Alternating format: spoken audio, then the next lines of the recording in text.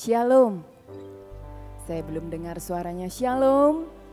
Puji nama Tuhan, pada pagi hari ini saya juga menyapa saudara-saudari yang ada di rumah, yang beribadah dari rumah. Kiranya damai sejahtera yang daripada Allah selalu melingkupi kita semua.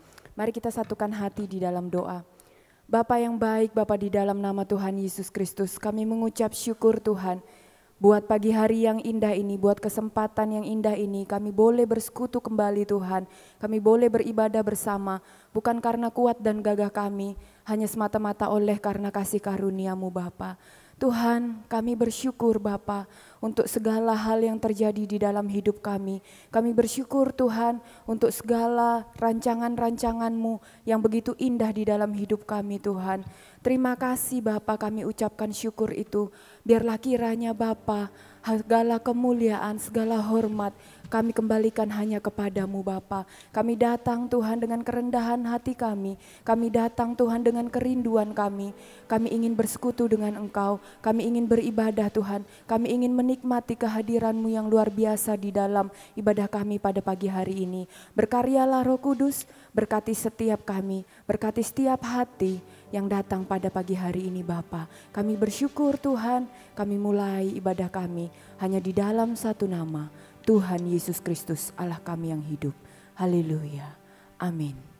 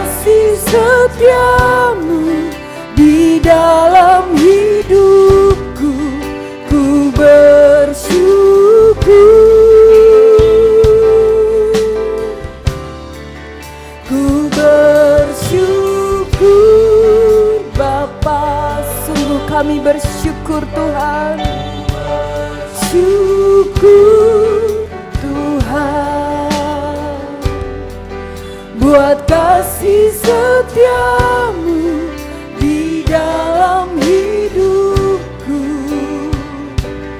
Ku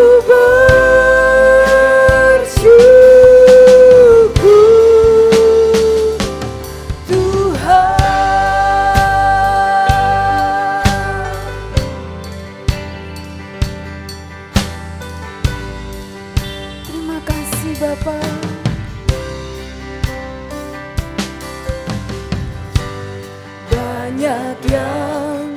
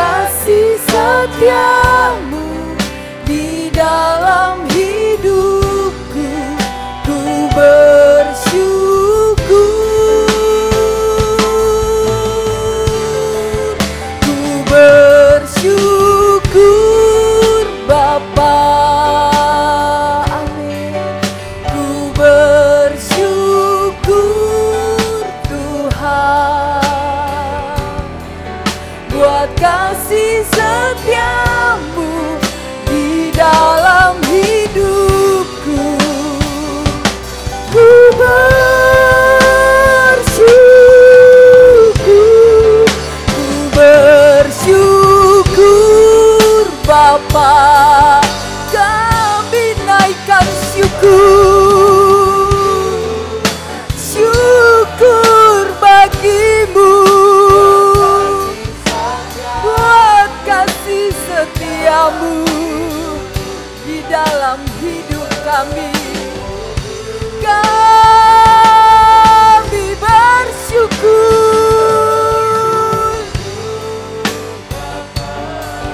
Haleluya. Kami bersyukur buat kasih setiamu di dalam hidupku. Ku bersyukur. Saya undang jemaat Tuhan, mari kita bangkit berdiri bersama-sama. Kami bersyukur Bapa, kami bersyukur Tuhan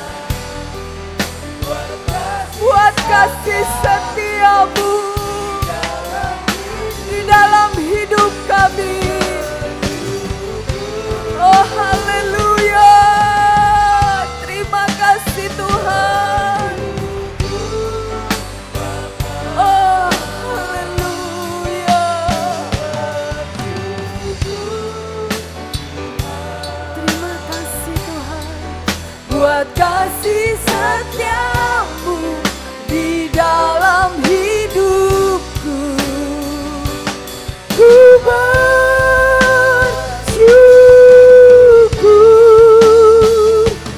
Tuhan.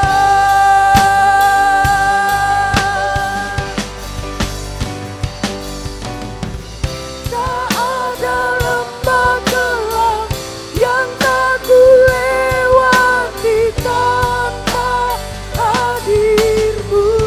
Benar Tuhan, hatiku takkan gentar, sebab ku tahu tangan-Mu yang menopangku. Tak ada lembah kelam, tak ada lembah kelam yang tak kami lewati tanpa Engkau Tuhan. Engkau selalu ada bersama dengan kami. Hati kami takkan gentar, Engkau yang menopangku.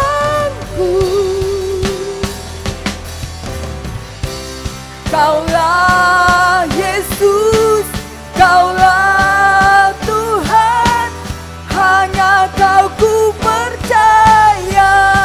Amin. Kaulah Yesus, Kaulah Tuhan, harapan hidupku.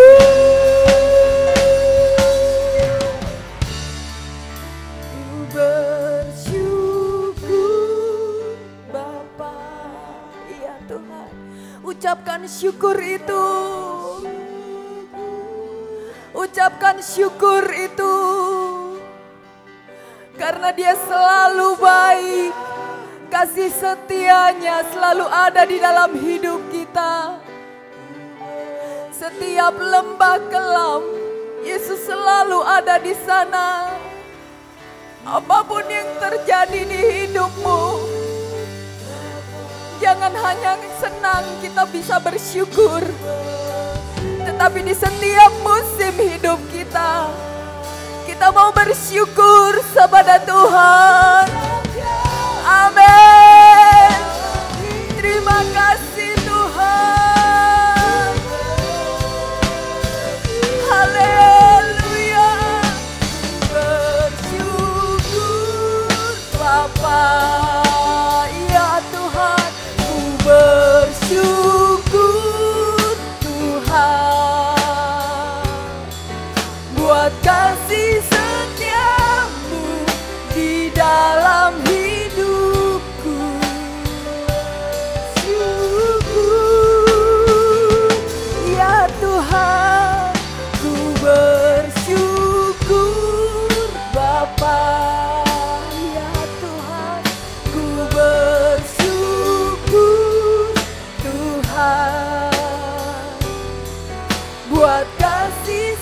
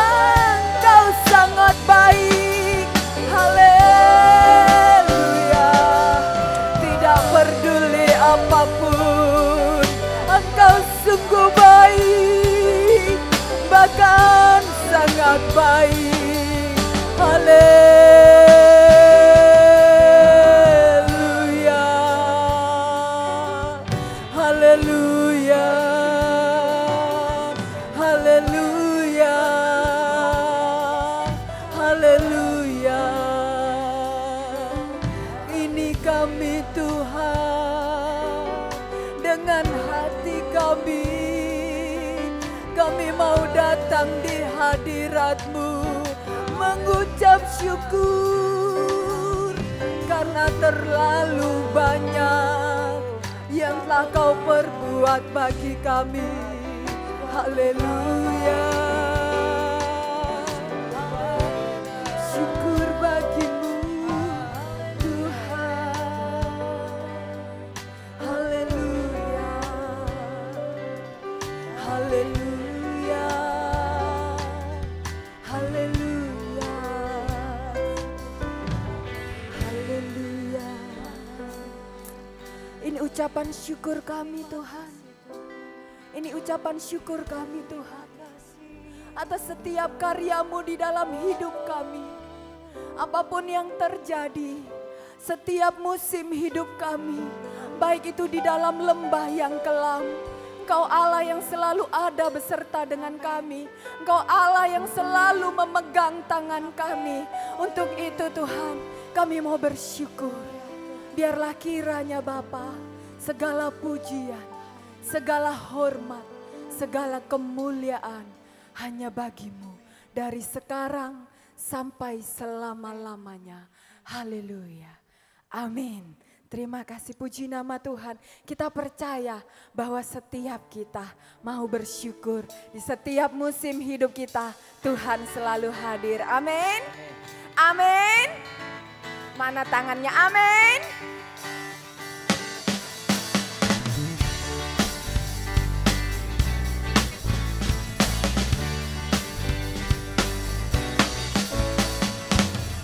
Kecaplah dan lihatlah betapa baiknya Tuhan itu. Rasakan dan nikmati kasih setia Tuhan. Kecaplah dan lihatlah betapa baiknya Tuhan itu. Rasakan dan nikmati kasih setia Tuhan. Kasih setia Tuhan. Syukur bagi-Mu Tuhan. Segala hormat bagi-Mu Tuhan. Allah yang mengasihiku, Allah yang memeliharaku selamanya. Yang merasakan kebaikan Tuhan, angkat tangannya yuk di atas yuk. Kecaplah dan lihatlah betapa baiknya Tuhan itu. Rasakan dan nikmati kasih setia Tuhan.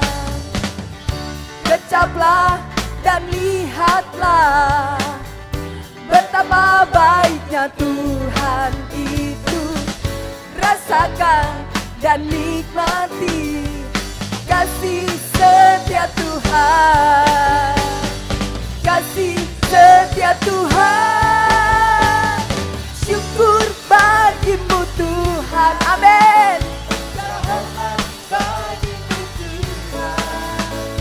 Allah yang mengasihiku, Dia Allah yang mengasihi kita. Dia Allah yang memelihara kita. Syukur bagi-Mu Tuhan. Segala hormat bagi-Mu Tuhan. Allah yang mengasihiku, Allah yang memeliharaku selamanya. Saya belum melihat wajah penuh sukacita. Mari kita bersukacita di dalam Tuhan. Kecaplah dan lihatlah betapa baiknya Tuhan itu.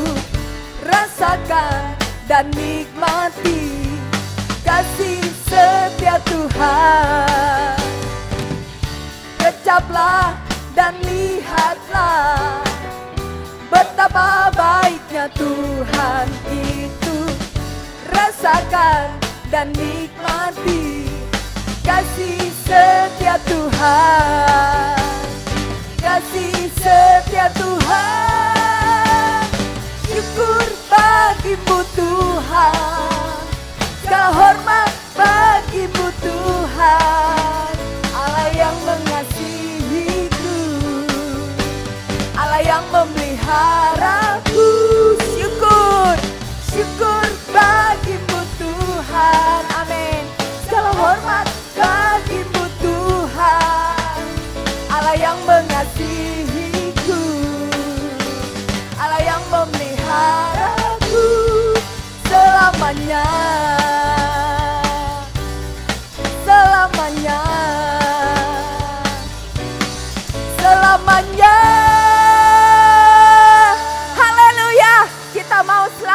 bersyukur, amin. Ku mau selalu bersyukur, sebab cintamu padaku takkan pernah berubah. Hatiku percaya, walaupun bergoncang, gunung-gunung beranjak, namun kasih setiamu tak pergi dariku. Ku mau selalu bersyukur, sebab cintamu padaku takkan pernah berubah. Hatiku percaya, walau bumi bergoncang, gunung-gunung beranjak, namun kasih setiamu tak pergi dariku.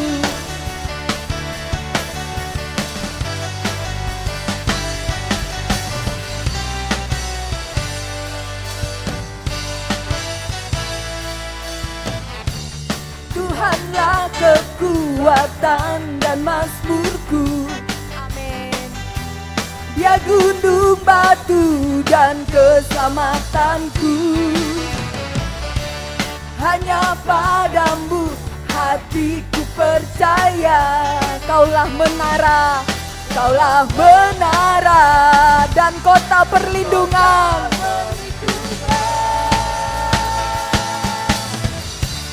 Ku mau selalu bersyukur, sebab cintamu padaku takkan pernah berubah. Hatiku percaya, walau bumi bergoncang, gunung-gunung beranjak, namun kasih setiamu tak pergi dariku. Ku mau selalu bersyukur, sebab cinta. Mari kita selalu bersyukur. Dia Allah yang mengasihi kita dan tak pernah berubah. Ku percaya, walau bumi bergoncang, gunung-gunung beranjak, namun kasih setiamu tak pergi dariku. Ku mau selalu bersyukur, sebab cintamu padaku takkan pernah berubah. Hatiku percaya, walau bumi bergoncang, gunung-gunung beranjak, namun kasih setiamu tak pergi dariku. Kasih setiamu tak pergi dariku. Kasih setiamu tak pergi dariku.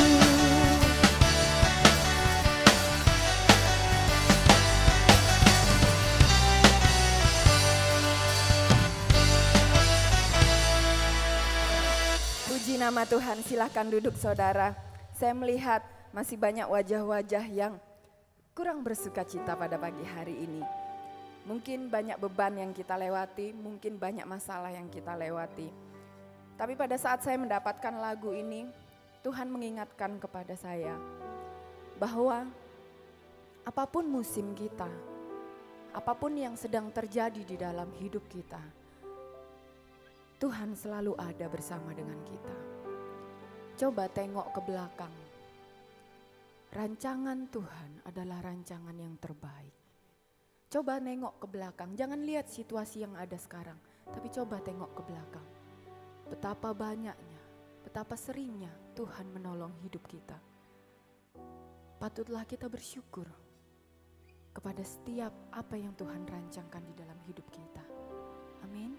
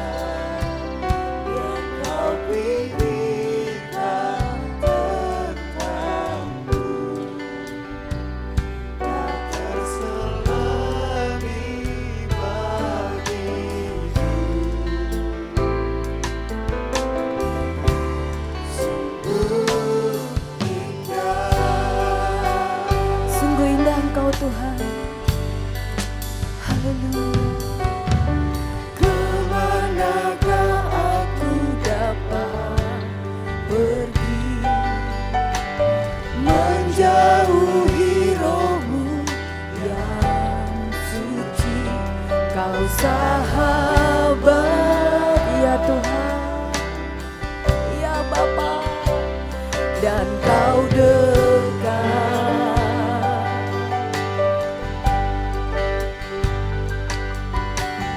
Bahkan seluruh pengabdianku tak bisa membalas kesetiaanmu, sungguh mulia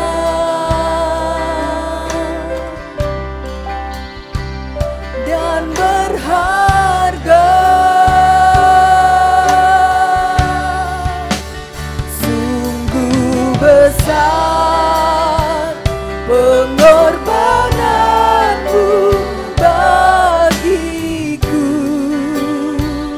terlalu dalam untuk dimengerti, sungguh besar, sungguh indah yang Kau pikirkan tentangku, tak terselami bagiku. Sungguh indah. Saya undang jemaat Tuhan, mari kita bangkit berdiri dan sama-sama kita nyanyikan. Sungguh besar pengorbanan-Mu bagi kami Tuhan, terlalu dalam untuk dimengerti, sungguh besar, sungguh indah yang Kau pikirkan tentangku, tak terselami bagiku. Sungguh indah,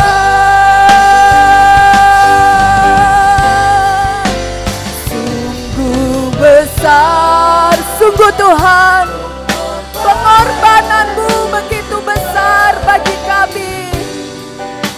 Sungguh Bapa, terlalu dalam. Kami tidak mau membiarkan diri kami berada terus dalam kungkungan masalah. Biarlah jiwa kami memuji kebesaran-Mu, karena kami percaya apa yang telah Kau pikirkan bagi kami itu sungguh indah Tuhan, tak terselami bagi kami. Amin.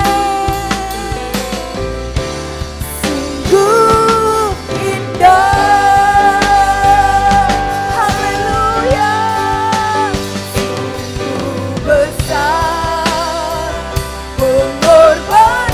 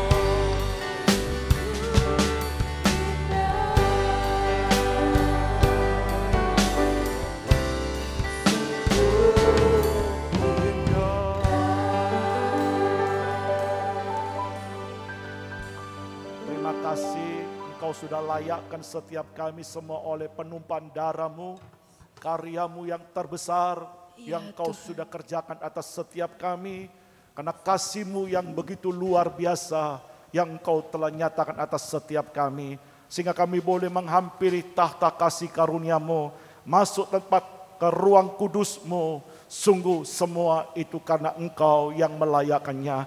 Terima kasih, kami akan memakai waktu yang ada ini, yang Kau sudah karuniakan bagi kami dengan baik ya Tuhan. Untuk kembali Engkau benahi kami, untuk kembali Engkau nyatakan kehendak-Mu bagi setiap kami. Untuk kembali Tuhan Engkau berkarya selangkah lagi, untuk kami masuk dalam kehendak-Mu, seturut yang Kau mau, yang Kau rancangan yang terindah bagi setiap kami. Sehingga langkah hidup ini bukan lagi terobsesi dengan segala kehendak kami semata, tapi semua terpimpin oleh Allah yang bergerak, yang mendatangkan kehendak dalam setiap kami. Oleh dorongan kekuatan Roh Kudus, kami melangkah dan kami meyakini Tuhan, Engkau yang terlebih besar, yang daripada dunia ini diam di dalam setiap kami, mampu dan membuat kami berkesanggupan menjalankan semua itu. Dan semua kami boleh persembahkan bagi hormat kemuliaan nama Tuhan. Ini doa syukur kami kepadamu, berfirman ya Tuhan, kami siap untuk mendengarnya. Di dalam nama Yesus Tuhan, kami sudah berdoa dan mengucap syukur. Bersama-sama kita katakan, amin. Silakan duduk Bapak Ibu yang dikasihi Tuhan. Shalom. Tuhan memberkati kita semua yang sudah melimpahkan kasih karunia dan anugerahnya bagi kita semua. Puji Tuhan, hari ini kita akan mendengarkan satu renungan firman Tuhan yang sudah saya katakan pada minggu yang lalu, berkat yang sempurna. Kita akan renungkan sejenak apa yang dimaksudkan dengan berkat yang sempurna itu. Allah itu sempurna, maka otomatis pekerjaannya pun sempurna. Kita bukan manusia yang sempurna. Itu sebabnya ada kalanya perbuatan kita bisa melakukan hal yang salah. Karena kita belum sempurna, tapi Allah itu sempurna dan tidak akan pernah dari segala yang dikaryakan itu salah. Sekalipun kadangkala penuh pertanyaan dalam setiap kita, tapi ending semua itu kita melihat sungguh seperti yang dikatakan dalam kitab Pengkhotbah 3:11, Allah akan membuat semua indah pada waktunya. Itu sebabnya lah Tuhan mengajar kepada kita dalam 1 Tesalonika 5:18, mengucap syukurlah dalam segala hal, karena itulah yang dikehendaki Allah. Nah, kita mau belajar berjalan bukan dengan penglihatan, tapi kita mau belajar berjalan dengan iman akan pengenalan kita kepada siapa Dia yang kita sembah, maka kita punya kekuatan untuk mampu bersuka cita dan melimpah dengan ucapan syukur kepada Dia. Karena Dialah Allah yang telah berfirman, turut bekerja sama dalam segala hal untuk mendatangkan kebaikan bagi kita, seturut dengan rancangan-rancangannya yang Dia rancangkan bagi setiap orang yang mengasihi Dia. Tertulis dalam Roma 8:28. Dan dalam 1 Korintus 10:13 dikatakan, Allah itu setia. Dia juga yang berikan way out-nya, jalan keluarnya di tengah-tengah setiap pencobaan. Pencobaan-pencobaan yang Allah izinkan atas setiap kita tidak akan pernah melampaui semua kekuatan kita. Semua dalam kontrol Allah, semua dalam pengawasan Allah. Wow, luar biasa sebetulnya. Kalau kita amati keberadaan Tuhan yang memanggil kita, kalau kita amati saudaraku, akan panggilan Tuhan dalam setiap kita melalui kacamata firman-Nya, sebenarnya tidak ada perkara yang membuat kita pesimis. Sebetulnya tidak ada yang membuat perkara untuk kita menjadi lemah dan tawar hati. Persoalannya kita menjadi pesimis dan tawar hati, karena hidup kita tidak nyambung dengan Tuhan. Itulah persoalannya. Apa yang saya maksud nyambung ini? Karena paradigma kita belum memiliki pembaruan seperti yang Allah inginkan. Itu sebabnya Roh Kudus bekerja, bukan cuma hanya mujizat yang sakit disembuhkan dan lain sebagainya, secara spektakuler dalam manifestasi karya-karya karunia Roh Kudus. Tapi salah satu pekerjaan Tuhan yang setiap hari Dia kerjakan adalah memperbaiki roh dan pikiran kita. Seperti dikatakan dalam Efesus 4:23. Bahkan dalam Kolose 3:10 dikatakan, diperbarui dari hari ke hari. Tidak pernah berhenti. Sampai kita mencapai gambar kaliknya. Dan itu suatu karya yang luar biasa.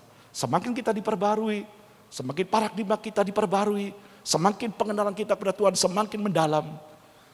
Kita memiliki satu kehidupan yang gregetan ikut Tuhan. Semakin dibuatnya kita bergairah. Bukan semakin lemah. Kenapa? Karena pemikiran kita belum nyambung. Tapi kalau kita sambungkan dengan firman Tuhan, Allah saudara adalah Allah yang tadi nyanyi katakan. Dia memikirkan yang terindah bagi kita. Sampai Allah pernah berkata, Bapak yang jahat sekalipun tahu memberi yang baik kepada anak-anaknya. Apatah lagi Bapakmu di sorga. Dia memikirkan yang terindah. Waktu saya dengar nyanyian saya tadi. Oh Tuhan, aku ada dalam rancanganmu. Seperti nyanyian, waktu tadi nyanyikan, lalu muncul pikiran saya.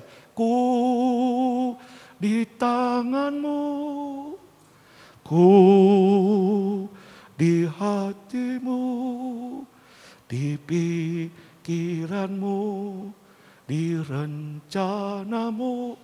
Waktu saya tanya nyanyian tadi, bahwa engkau memikir yang terindah bagiku, muncul nyanyian ini. Oh Tuhan, apa yang membuat aku pesimis? Apa yang membuat aku menjadi gentar? Apa yang membuat aku menjadi tawar hati? Karena aku dan saudara ada dalam hati Tuhan, ada dalam pikiran Tuhan. Amin saudaraku. Dan inilah yang Tuhan kehendaki atas setiap kita. Itu sebabnya lah sering-seringlah banyak membaca firman Tuhan. Sering-seringlah kita saudaraku mengonsumsi kebenaran firman Allah. Sering-seringlah kita mendengar dari pengajaran-pengajaran khususnya yang Tuhan percayakan kepada saya dalam penggembalaannya. Yang tentu Tuhan merindukan saya menggembalakan saudara. Bukan menurut kemauan saya, tapi kemauan Dia. Sehingga ajaran-ajaran yang saya sampaikan, seperti Paulus katakan, bukan datang dari aku, kata Paulus, tapi dari Dia. Dan saudara boleh melihat seperti Paulus katakan, apa yang telah kau dengar daripadaku, apa yang telah kau lihat daripadaku, lakukan. Dan demikian pula, apa yang sudah lihat dari saya dan dengar dari saya, dalam keberadaan saya, lakukan itu seiring bersama-sama kita melangkah menuju pada kesempurnaan. Hari ini saudaraku, kita mau belajar apa sih berkat yang sempurna itu. Di dalam kitab Pengkhotbah pasal 6 yang pertama jelas, ada orang yang diberkati kekayaan yang luar biasa. Pengkhotbah 6 ayat 1 dan 2. Dia bisa memiliki segala sesuatu, boleh dikatakan dengan uang. Pekerjaannya sukses kalau begitu, keuangannya begitu sangat-sangat baik. Tetapi dikatakan di sana tidak punya kuasa untuk menikmati. Itu pun kesia-siaan. Bahkan dalam kitab Pengkhotbah berkata itu kemalangan. Nah saya renungkan, iya ya. Tapi satu sisi, ada kehidupan mungkin, tubuh sehat. Makan ini tidak terganggu kesehatannya. Makan itu tidak bermasalah dengan tensinya. Semuanya oke-oke aja. Tapi tidak punya duit juga untuk membeli. Itu juga kendala. Akhirnya kita hanya ngiler. Mau makan sate, coba kita bisa merasakan asap bau satenya aja. Tapi tidak bisa untuk kita nikmati sate. Satu contoh, karena kita tidak punya uang. Ada orang ngomong, anggap aja Pak, sambil menghirup bau sate itu, kita makan membayangkan. Iya, tapi namanya makanan kan bukan cuma hanya dibayangkan, tapi dikecap. Karena dalam hidup ini ada perasa, ada penciuman untuk dinikmati. Nah ada juga saudaraku yang diberkati kesehatannya, diberkati juga keuangannya, tidak menjadi kaya raya saudaraku, tapi semua tercukupi. Ya puji Tuhan kalau Tuhan percayakan kekayaan yang berlimpah. Sama seperti yang dikatakan dalam kitab Kejadian pasal 26 ayat 13. Maka Ishak semakin hari semakin kaya, diberkati Tuhan. It's okay. Tuhan tentu punya maksud dengan semua kekayaan yang Tuhan percayakan kepada kita. Nah kita diberkati dengan keluarga yang baik. Hampir rumah tangga jarang terjadi pertengkaran. Suami belajar mengekang diri, punya penguasaan diri yang kuat, semakin hari semakin menikah, mengenal pasangan hidupnya. Istri juga semakin mengerti, sehingga terciptalah semua perbedaan, diselesaikan semua dengan baik. Dengan saling mengalah dan saling mau mendengar pendapatnya masing-masing, dan selalu semua dikelola untuk memikir yang terbaik. Kita bersyukur kalau kita memiliki seorang laki-laki yang takut dengan Tuhan.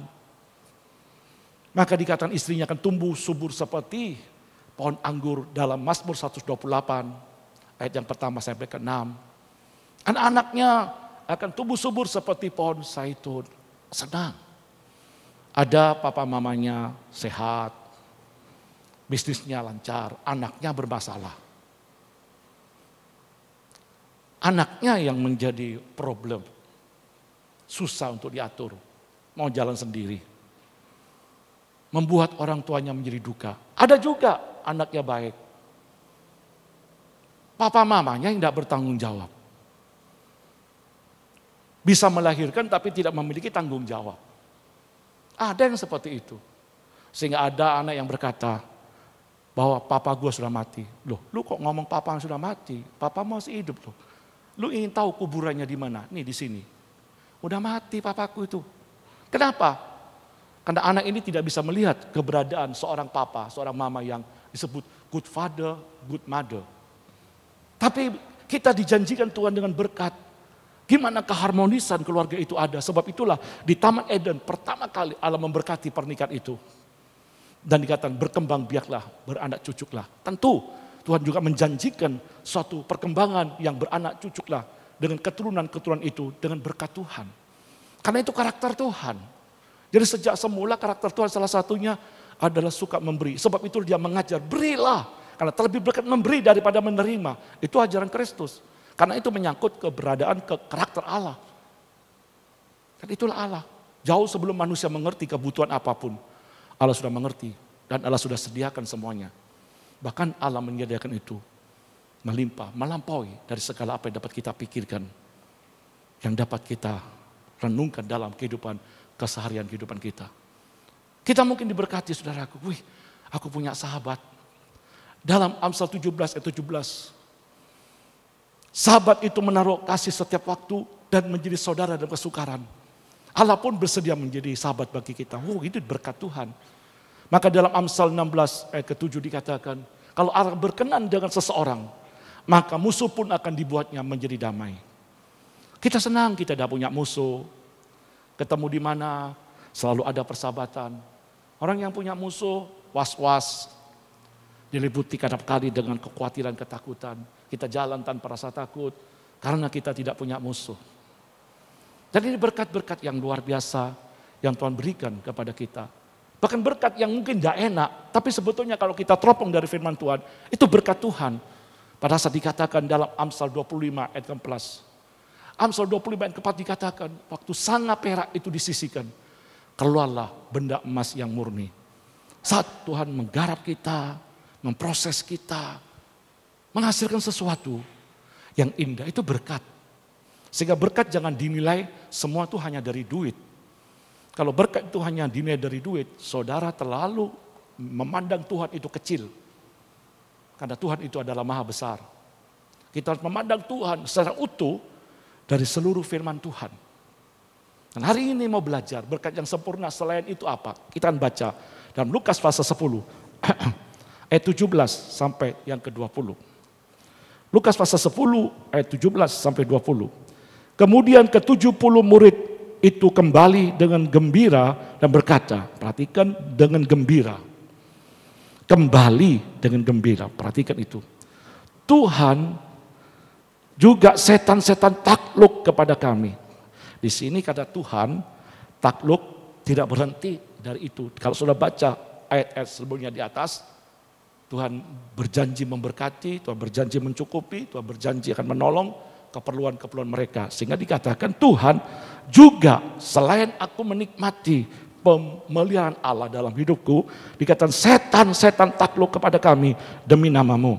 Lalu kata Yesus kepada mereka, aku melihat iblis jatuh seperti kilat dari langit. Sesungguhnya aku telah memberikan kuasa kepada kamu untuk menginjak ular dan kalajengking, dan kuasa untuk menahan kekuatan musuh, sehingga tidak ada yang akan membahayakan kamu. Namun demikian, janganlah bersukacita karena roh-roh itu takluk kepadamu, tapi bersukacitalah karena namamu ada terdaftar di sorga. Dan ini yang kita mau belajar dan renungkan, selain tadi berkat-berkat yang luar biasa itu, yang Tuhan sudah karuniakan kepada kita, yang dikatakan dalam 1 Petrus 1 ayat 5, kita dipelihara dalam kekuatannya. Wih, saya kalau merenungkan itu kekuatan apa? Kekuatan Tuhan sendiri. Dalam Kolose yang 1:11 dikatakan dikuatkan. Dalam Kolose 1:11 dikatakan dikuatkan dengan segala kekuatan, kemuliaan kuasanya. Wih, tak sebagian segala. Untuk membuat kita menjadi tekun dan sabar. Untuk kita dibuat mampu menghadapi semua dalam menantikan penggenapan janji Allah. Sementara kita menantikan semua itu, karena iman atas kesetiaan Allah. Sehingga benarlah kata Paulus dalam Filipi 4:13, aku cakap menanggung segala perkara di dalam Dia yang memberikan kekuatan kepadaku. Sebab itulah mari kita mau rendahkan hati pada waktu Tuhan melihat, biar kekuatan Tuhan boleh tercurah dan kita melangkah dari hari ke hari dalam kekuatannya. Secara logika, kalau saya boleh sharing, saya juga manusia, kadang-kadang saya juga menjadi tawar hati dengan begitu banyaknya problem. Dan problem sebagian besar karena kurangnya nurut, kurangnya mau ditata, kurangnya mau untuk dirubah paradigmanya. Kalau bahasa Mandarinya, kardi, karapatibi. Susah orang Kristen ini kalau berjalan dengan karapatibi. Susah. Sehingga dikatakan, lu yang jadi pemimpin atau aku jadi pemimpin, kata Tuhan. Tetapi saya percaya seiring waktu, beban yang begitu berat semakin hari semakin berkurang, bahkan enteng, karena sejalan waktu pula terjadi kedewasaan, bertumbuh bersama-sama di antara kita, bergandengan tangan, mendaki ke Bukit Sion. Nah yang pertama saudaraku, berkat yang sempurna itu apa saudaraku? Menerima kepercayaan. Menjadi orang yang dapat dipercaya itu berkat. Sehingga kalau kita kerap kali merekomendasikan, orang melihat siapa yang merekomendasikan. Contoh Barnabas, dia merekomendasikan tentang Saulus. Orang mungkin meragukan, jangan-jangan itu cuma hanya topengan. Nanti nyusup masuk dan bagaimana dia leluasa menangkap orang-orang percaya dan dipenjarakan bahkan dibunuh. Tetapi karena yang merekomendasikan itu Barnabas, dan siapa keberadaan Barnabas itu? Satu sosok pribadi yang punya integritas. Sosok pribadi yang telah tampil menunjukkan kelasnya dia di mata para rasul-rasul. Apakah para rasul-rasul tidak bisa berdoa, meminta petunjuk? Benar tidak Saulus bertobat atau tidak? Sangat bisa. Dan Allah pun sangat bisa untuk memberikan pernyataan itu. Karena bagi Allah apa yang mustahil bagi dia. Tetapi pada waktu Barnabas memberikan rekomendasi tentang pribadi yang bernama Saulus, akhirnya mereka bisa menerima para rasul-rasul itu. Kenapa? Karena Barnabas bisa dipercaya. Itu sebabnya di dalam Matius 22:14, banyak yang dipanggil, sedikit yang dipilih. Banyak orang jadi Kristen, tetapi berapa banyak orang bisa dipercaya? Dipercaya dalam segala hal. Dalam kehidupan kita. Jangan-jangan sampai kita, saudaraku, dikatakan dalam Yohanes 2, ayat 24-25. Pada waktu Yesus mengadakan banyak mujizat. Tapi ironi, Yesus tidak mempercayakan dirinya kepada mereka. Saya tadi malam merenungkan, loh kok bisa? Karena Yesus dikatakan ayat 25, tahu apa yang dalam hati dan pikirannya. Oh, motivasinya cuma mujizat. Cuma motivasinya ingin apa yang aku peroleh. Tapi dia tidak pernah mengerti apa yang jadi tujuan Tuhan di balik mujizat yang Tuhan telah kerjakan. Ini yang akan ku kejar. Ini yang akan aku raih. Ini yang akan aku miliki. Apa yang ada dalam benak pikiran Tuhan. Bukan cuma mujizatnya. Kerap kali kita hanya berhenti sampai di sana. Tapi tidak pernah menangkap apa yang menjadi kehendak Tuhan. Wah, bahaya ini, cuma hanya tujuannya seperti ini. Maka kekristenan yang demikian tidak akan bisa bertumbuh. Kualitasnya sampai di sini. Yesus tahu. Percaya. Siapa namanya? Yesus Kristus Tuhan. Anak Allah yang Maha Tinggi. Sang Firman menjadi manusia. Wah, ngerti. Tapi jangan-jangan dikatakan oleh Tuhan, aku tidak kenal kamu. Karena Yesus tidak mempercayakan. Maka dalam Galatia 4 ayat 9 berkata, engkau yang mengaku mengenal Allah, terlebih lagi kamu dikenal oleh Allah. Nah, belajarlah orang Kristen, saudaraku, untuk bisa dipercaya. Jadi suami bisa dipercayalah dengan istri. Jadi istri bisa dipercayalah.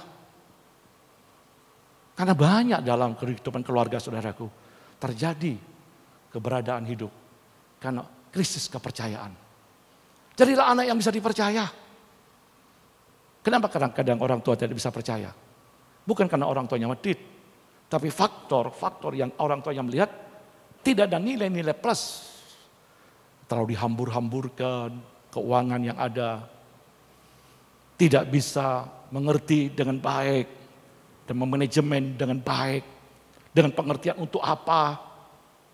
Dan dipercaya.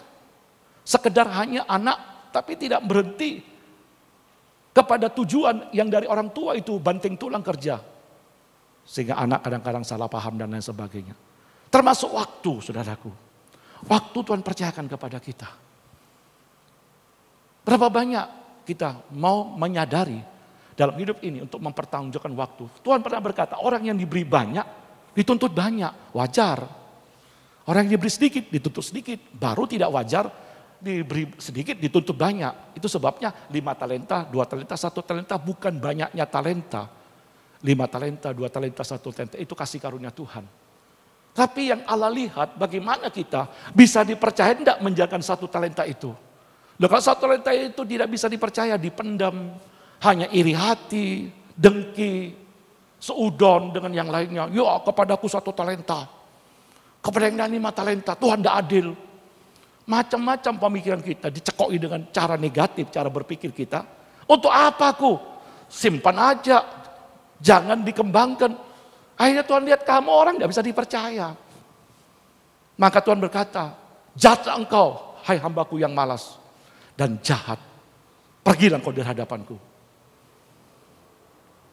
Kerap kali kita diberi waktu banyak.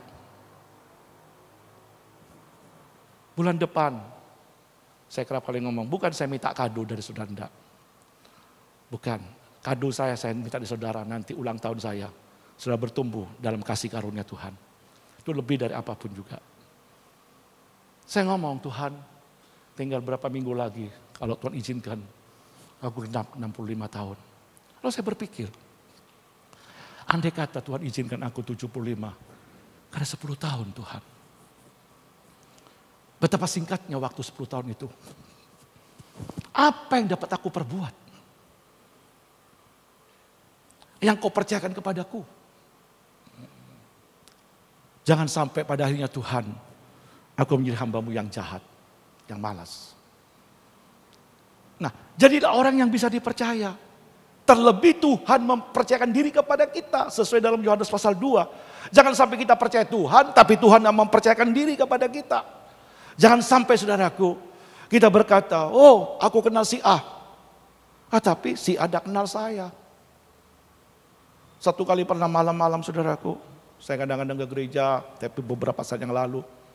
Tahu-tahu ada yang datang, cari saya. Dia tahu persis nama saya.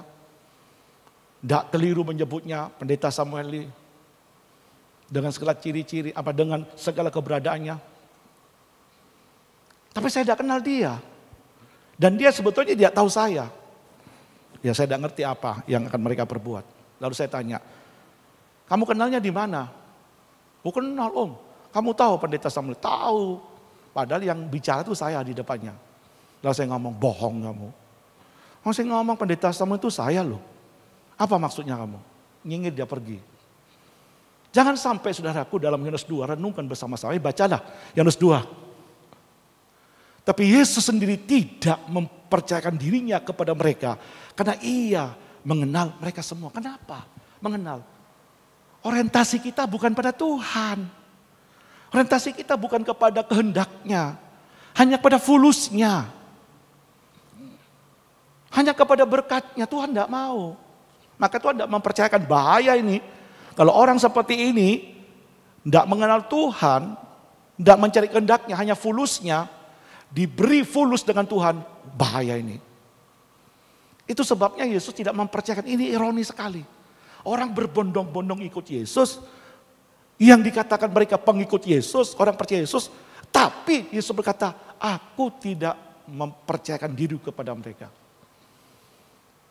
Itu sebabnya kita mau menjadi kehidupan yang menikmati berkat yang sempurna, tidak saja kita mengenal Allah, Allah pun mengenal kita dan mengakui, inilah anakku yang kekasih, kepadanya aku berkenan. Itulah satu keberadaan di mana Tuhan memberikan kepercayaan hidupnya kepada kita. Sehingga kita menjalankan hidup ini dalam kepribadian orang-orang yang bisa dipercaya. Jadilah saudara, tidak hanya menjadi orang yang percaya, jadilah orang yang bisa dipercaya. Maka dalam 1 Korintus 4 ayat 2 dikatakan, biarlah semua orang memandang kita semua sebagai orang-orang yang disebut hamba-hamba Allah yang dapat dipercayai. Maka dikatakan dalam 1 Korintus 4 ayat 2. Ayat pertama lebih dulu, coba. Demikian hendaknya orang memandang kami sebagai hamba-hamba Kristus yang kepadanya dipercayakan rahasia Allah. Ayat kedua, yang akhirnya dituntut dari pelayan-pelayan yang sedemikian ialah bahwa mereka ternyata dapat dipercayai. Dan orang yang dapat dipercayai, dia akan ditambah kepercayaannya. Sehingga dikatakan siapa yang setia dalam perkara kecil akan dipercaya dalam perkara-perkara besar.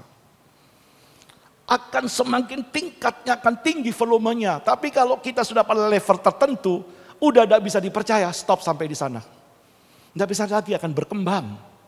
Gereja harus berkembang, saudaraku. Salah satu gereja berkembang.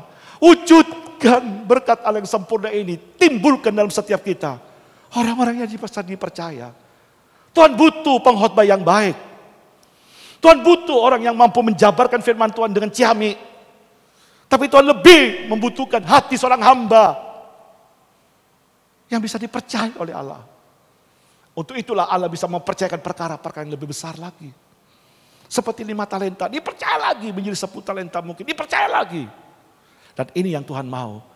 Dan bukan hanya berkat sehat, banyak duitnya, keluarganya harmonis, banyak sahabat. Tapi mari kita diberkati Tuhan sempurna. Tuhan, aku menjadi orang yang dapat dipercaya. Bisa katakan amin, saudaraku. Bagian yang kedua. Tadi dikatakan, setan-setan tunduk demi namamu. Aku bergembira waktu dia pulang, saudaraku. Ternyata berhasil. Mungkin waktu dia berangkat, masa aku bisa ngalahkan setan. Aku takut dengan setan. Aku katakan setan, aku yang lari. Tapi Tuhan ngomong, aku berikan kuasa kepadamu untuk menginjak udan kala jengking. Dan mampu untuk menahan serangan musuh. Waktu dia berangkat, ternyata berhasil. Sukses. Karena diberkati Tuhan, ada kuasa urapan demi urapan Allah mengalir. Sehingga dia pulang dengan sukacita dan berkata, benar Tuhan, setan-setan tunduk demi namamu. Dan aku telah buktikan itu. Dan Tuhan kepingin, saudaraku, pengalaman ini juga menjadi pengalaman gerejanya bagi setiap kita.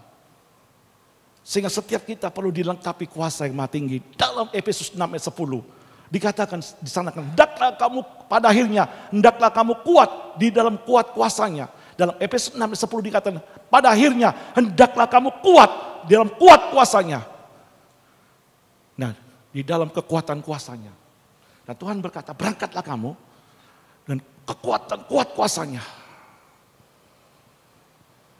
Untuk kita hidup selalu dalam pengurapannya. Mazmur 27 berkata, sekarang aku tahu Tuhan memberikan kemenangan kepada orang yang diurapinya. Pengertian definisi urapi yang sederhana adalah berjalan dalam kapasitas Allah. Berjalan dalam kekuatan Allah. Nah, kalau kita berjalan dalam kapasitas Allah, apa yang tidak mungkin? Bukan kita yang mengerjakan kok, Allah yang mengerjakan. Sehingga tidak heranlah maka di dalam kitab Bilangan pasal 23 katakan bahwa keturunan Yakub tidak mempan mantra.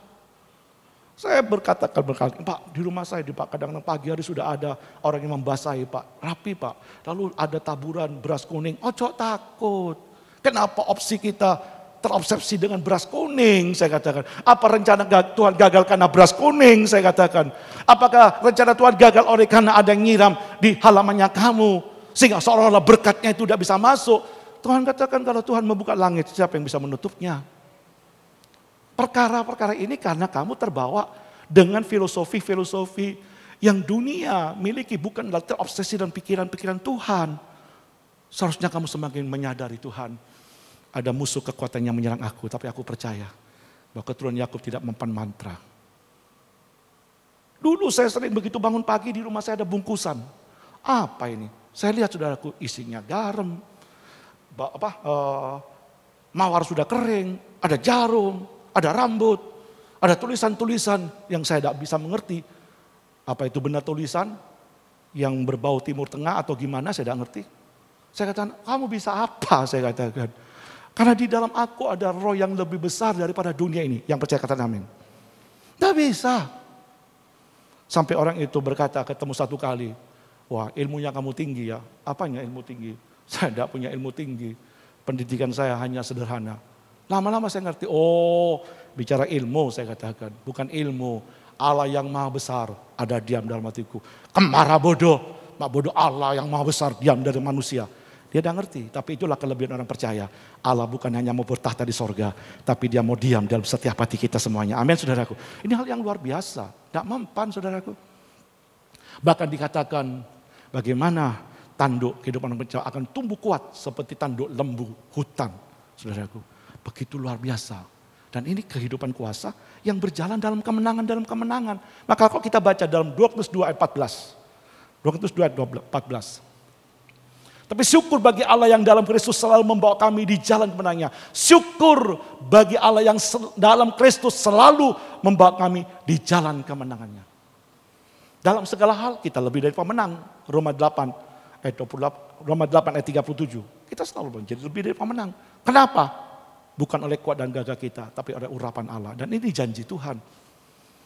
Kamu akan memperoleh kuasa kelak apa yang Roh Kudus turun ke atasmu dan kamu menjadi saksiku di Yerusalem, Yudea, Samaria sampai ke ujung bumi.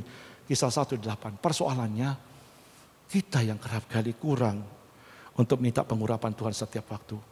Yang hanya dipikirkan mungkin hanya perkara yang lain. Mari setiap hari kita berkata, Tuhan aku hidup hari ini penuh dengan tantangan. Aku hidup hari ini penuh dengan masalah. Terutama diriku, biar aku punya kuasa untuk mampu menaklukkan diriku di dalam kehendak-Mu. Pimpin aku sepanjang hari ini. Dengan janji-Mu, janji kemenangannya. Dan aku melangkah Tuhan. Dan janji kemenangan itu, karena yang berjanji itulah Engkau Allah yang setia. Saya akan kirim itu WA kepada beberapa saudara. Itu selesai saya doa pagi, saya dapat sesuatu saya kirim. Walaupun tidak bisa semuanya. Sehingga saudara melangkah dalam keoptimisan. Oh ada kuasa Tuhan. Di tengah-tengah kepesimisan, mungkinkah? Tetapi semua bagi Tuhan mungkin. Bagian yang ketiga yang akhir. Berkat yang sempurna adalah waktu Yesus berkata, jangan kamu bersuka cita karena setan-setan tunduk padamu. Jangan bersuka cita kamu diberkati, berjalan berdua-dua sehingga dicukupi semuanya. Di mana Allah menaruh belas kasihan melalui orang-orang tertentu. Tapi bersuka cita namamu terdaftar di sorga. Saudara yang dikasih Tuhan, inilah satu berkat yang sempurna. Yesus pernah berkata dalam Matius pasal 16 ayat 26. Apa untungnya kamu memiliki seisi dunia ini kalau pada akhirnya jiwamu binasa? Apa artinya hidup ini dipakai Tuhan? Tuhan, setan-setan tunduk demi namamu. Dalam Matius pasal 7 ayat 21 sudah di sana dikatakan, setan-setan tunduk demi namamu. Aku telah bernubuat perkara-perkara spektakuler dari Allah terjadi. Lalu Tuhan ngomong, aku tidak kenal kamu. Dari mana kamu datang? Nyala kamu dari hadapanku. Mati kita saudaraku. Dan itu tidak ada lagi untuk bisa mengubah hidup kita selama-lamanya. Dan bersyukur nama saudara tertulis dalam kitab kehidupan. Bukan karena kebaikan saudara. Tapi karya yang terbesar. Sungguh karya yang terindah. Yang Tuhan kerjakan dalam setiap kita. Dan itu sebabnya kita perlu mempertahankan iman kita. Untuk kita dikatakan dalam Wahyu 2:10. Hendaklah kamu setia sampai mati. Dan Tuhan berkata, barang siapa yang bertekun sampai akhir. Matius 24 ayat 13. Dia akan kuselamatkan. Sehingga Paulus pernah berkata, aku telah mengakhiri pertandingan yang baik. Aku telah mencapai garis akhir. Dan aku telah memelihara iman. Saya sadar. Berkat yang terbesar adalah ini. Dan setan ingin menggagalkan ini. Dengan segala cara. Tapi Tuhan berkata, jangan bersukacita itu. Bersukacitalah karena kamu warga kerajaan sorga. Kata kitab Filipi pasal 3:20.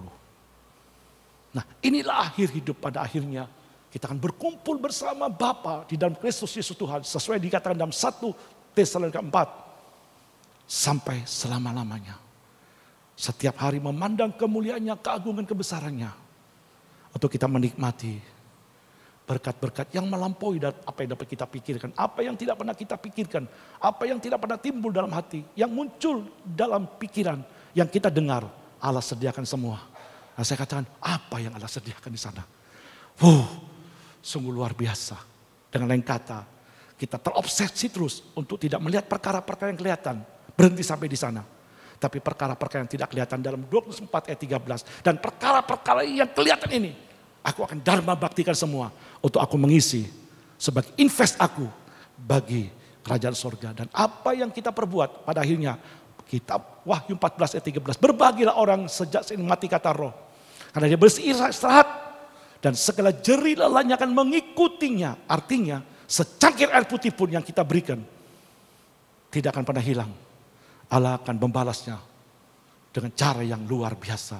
Melampaui dari segala apa yang dapat kita sudah perbuat. Maka di dalam Roma pasal 12 ayat 11. Hendaklah kerajinanmu jangan menjadi kendor. Biar roh menyala-nyala. Hari ini kita mau menyala-nyala. Karena Tuhan tidak pernah gagal, yang sempurna. Dia sedang berkarya bagi setiap kita. Untuk kita melangkah pun dalam kemenangannya.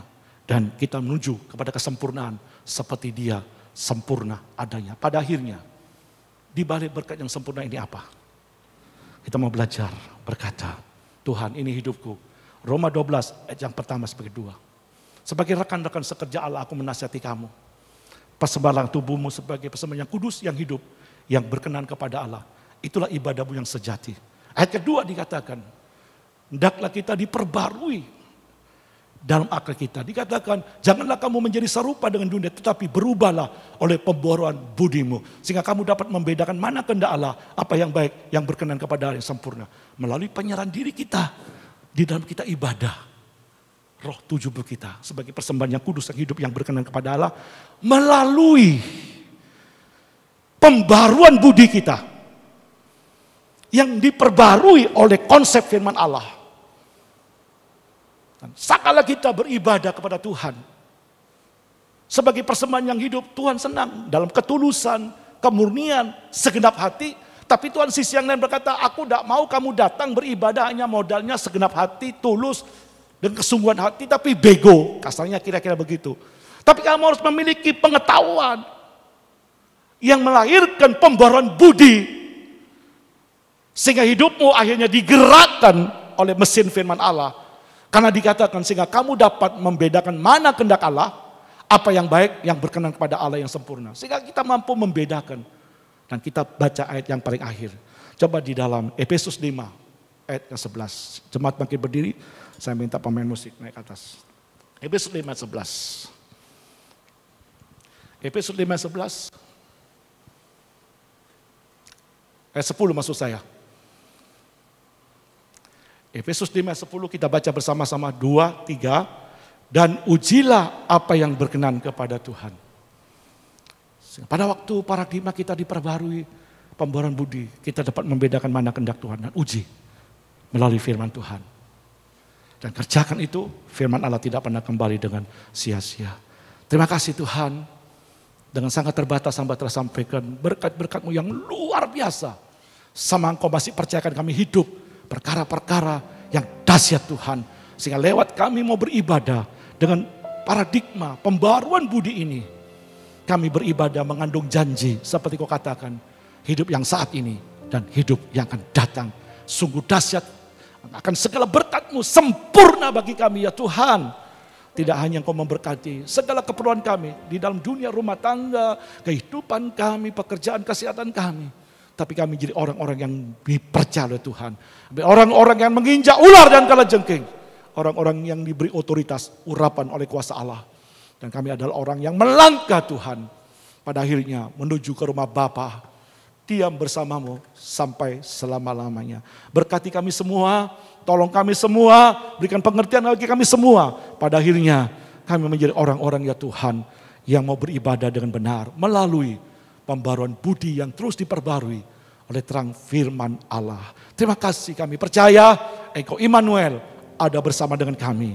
Yang telah berfirman sekali-kali tidak pernah meninggalkan kami. Terima kasih Tuhan, segala puji, segala syukur, kemuliaan kami persembahkan kepadamu dari sekarang sampai selama-lamanya. Hanya di dalam nama Tuhan Yesus Kristus kami sudah berdoa mengucap syukur.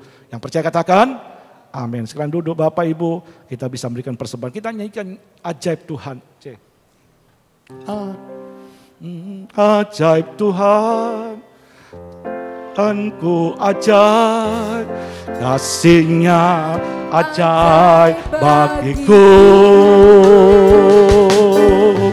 Yesus ajaib, Tuhanku ajaib, rahmat-Nya kekal selamanya. Tak berubah kasih-Nya, setiap hari bertambah indahnya. Sampai bumi berlalu dan habislah ragaku. Yesus, mari kita bangkit berdiri. Tuhan ajaib bagi. Katakan Yesus ajaib, Yesus ajaib, luar biasa. Ajaib, amin.